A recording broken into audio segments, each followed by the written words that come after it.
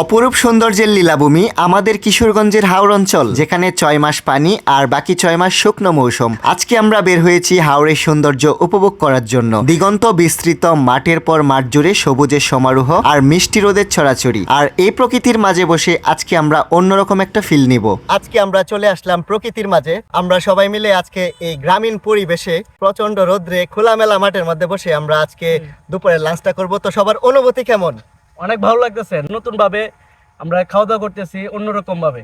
এটা আমার যদিও ফার্স্ট টাইম, কারণ এই যে আমরা যে তাবু তা টানিয়ে আমরা দুপুরে লাঞ্চটা ট্রাই করব, তো এই জিনিসটা আমার জন্য এটা ফার্স্ট। আর জামিল ভাই, আপনার কাছে কেমন লাগতেছে?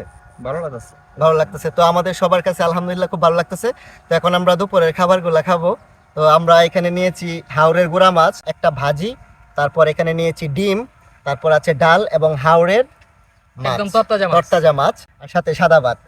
এভাবে খাইতে হবে। এভাবে খেতে হবে।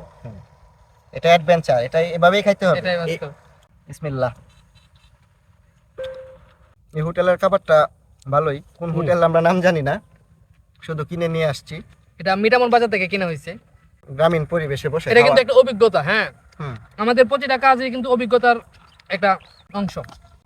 ভালোই লাগতেছে আজকের দিনটা জামিল ভাই।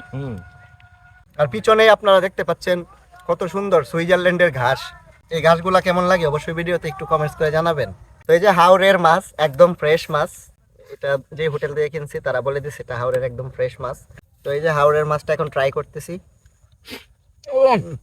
মাশাআল্লাহ, মাশাআল্লাহ, অসাধারণ। হয়েছে, লাগবে না।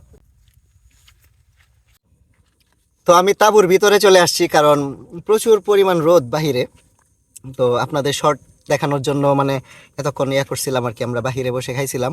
তো এখন তাঁবুর ভিতরে চলে আসছি, খাওয়া অলমোস্ট প্রায় শেষ। এখন এই যে ডাল নিতেছি। আজকের অনুভূতিটা একদম অন্যরকম। তো আপনারা কে কে আমাদের মতো এরকম সুন্দর সময় এনজয় করেছেন অবশ্যই কমেন্টস করে জানাতে পারেন। ভিডিওটি ভালো লাগলে অবশ্যই একটি কমেন্ট করবেন এবং শেয়ার করে পাশে থাকবেন। ধন্যবাদ সবাইকে। আল্লাহ হাফেজ।